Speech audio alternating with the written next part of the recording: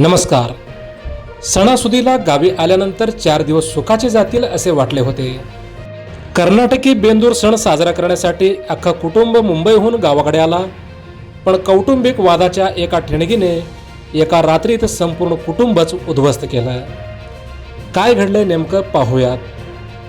संसारातील वाद इतका विकोपाला गेला की एका माऊलीने आपल्या पोटच्या 2 चिमुरड्या जीवासह जगाचा निरोप घेतला. ज्या हातांनी मुलांचे लाड कौतुक करायचे त्याच हातांनी त्यांना कवेत घेऊन एका मातेने विहिरीत उडी मारून आत्महत्या केली. सांगोला तालुक्यातील घेरडी येथे बुधवारी रात्री घडलेल्या या थरारक आणि हृदयद्रावक घटनेमुळे संपूर्ण सोलापूर जिल्हा हादरून गेला. वैष्णवी आशिष यमगर, वय 28, तिची 3.5 महिन्यांची चिमुकली तेजश्री आणि अवघ्या 15 महिन्यांचा मुलगा रुद्राक्ष अशी या दुर्दैवी घटनेत शांत झालेल्या जीवांची नावे आहेत.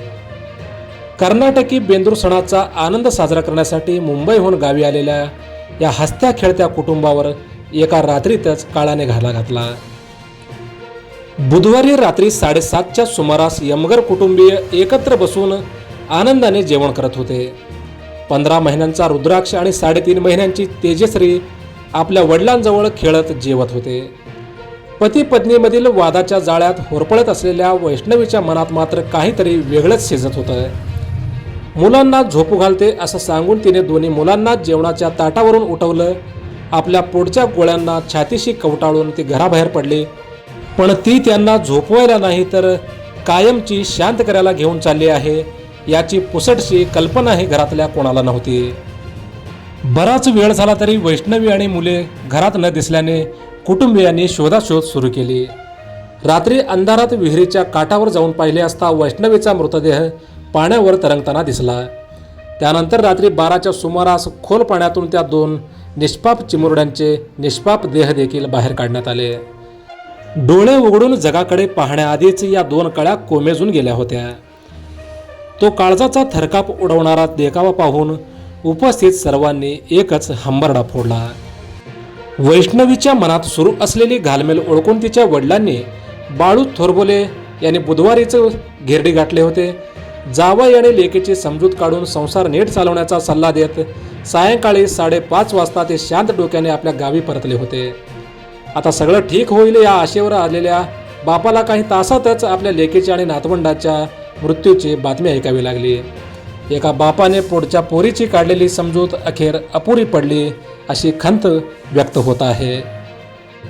आशिष यमगर हा मुंबईत ट्रेलर ड्रायव्हर म्हणून काम करत आपल्या कुटुंबाचा गाडा ओढत होता. सणासुदीला गावी आल्यानंतर 4 दिवस सुखाचे जातील असे वाटले होते. मात्र कौटुंबिक वादाच्या एका ठिणगीने संपूर्ण कुटुंबच उद्ध्वस्त झाले. या प्रकरणी मृत वैष्णवीच्या वडिलांनी पोलिसात खबर दिली असून अकस्मात मृत्यूची नोंद करण्यात आली आहे. मागील काही वर्षात कौटुंबिक वादातून ज्या महिलांनी आत्महत्या केल्या त्यामध्ये 90% प्रकरण हे सोबत आपल्या लेकरांना घेऊन त्यांनी आत्महत्या केल्याचे आहेत. पती पत्नीतील वाद हा सामंजस्याने मिटवावा किंवा कायदेशीर मार्ग निवडावा.